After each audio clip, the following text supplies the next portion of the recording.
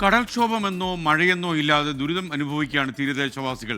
കൊച്ചിയിലെ കണ്ണമാലി ചെറിയ കടവിൽ കടൽക്ഷോഭത്തിൽ തകർന്നത് നിരവധി വീടുകൾ. കഴിഞ്ഞ ഒരു മാസക്കാലമായി 7 കുടുംബങ്ങൾ കഴിയുന്നത് ക്യാമ്പുകളിൽ. വീടുകളിലേക്ക് മാറ്റുന്നതിന് നടപടിയെടുക്കുന്നില്ലെന്ന് ഇവർ പരാതി പറയുന്നു. 6-7 വർഷമാണ് ഞങ്ങൾ ഈ കിടന്ന് അനുഭവിക്കണത്.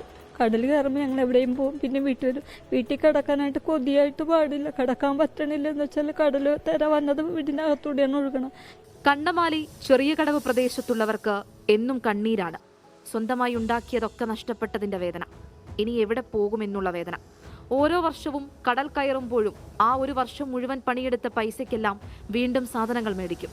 എന്നാൽ ഒടുവിൽ കണ്ണീര് മാത്രം ബാക്കി വെച്ച് കിടപ്പാടം വരെ കടലെടുത്തു.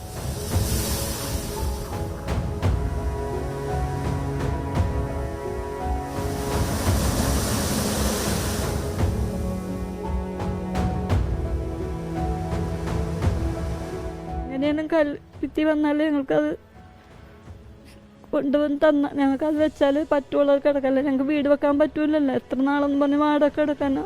ഞങ്ങൾ 2 കൊല്ലം വാടക കിടക്കണത്. കഴിഞ്ഞ കടൽക്ഷോഭത്തിൽ മാറിയതാണ് ഇവർ ക്യാമ്പുകളിലേക്ക്. വാടക വീടുകളിലേക്ക് മാറ്റുമെന്നായിരുന്നു ഇവരോട് പറഞ്ഞിരുന്നത്. പക്ഷേ മാസം 1 കഴിഞ്ഞിട്ടും 7 കുടുംബങ്ങൾ ചെറിയ കടവ് പള്ളിയുടെ പാരിഷ് ഹാളിലാണ്.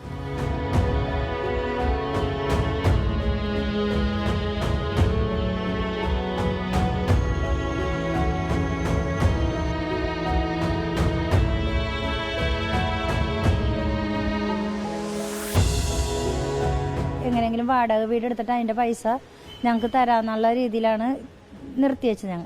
അപ്പം ഞങ്ങൾ ഇതൊന്നും അറിയാത്തതുകൊണ്ട് ഞങ്ങൾ വീണ്ടും ചെന്ന് ഇപ്പം 2 പ്രാവശ്യം ഞങ്ങൾ ചെന്ന് കഴിഞ്ഞപ്പോഴാണ് പറയണത് ഞങ്ങൾക്ക് വാടക എടുത്തു തരാനുള്ള പൈസ അവരുടെ കയ്യിലില്ല, അങ്ങനെ എടുത്തു തരാൻ പറ്റിയല്ലോ എന്ന് പറഞ്ഞു.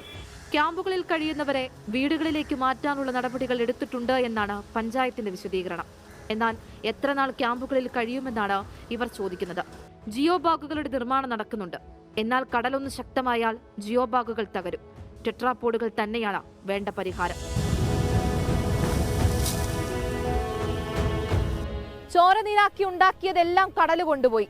ഇനി സ്വസ്ഥമായി ഒന്ന് കിടന്നുറങ്ങാൻ ഇവർ ഇനി ആരുടെയെല്ലാം മുൻപിൽ കയറിയിറങ്ങണം. ക്യാമറമാൻ സ്വാതി കൃഷ്ണയ്ക്കൊപ്പം ആൻമരിയ സനി, 24 കൊച്ചി.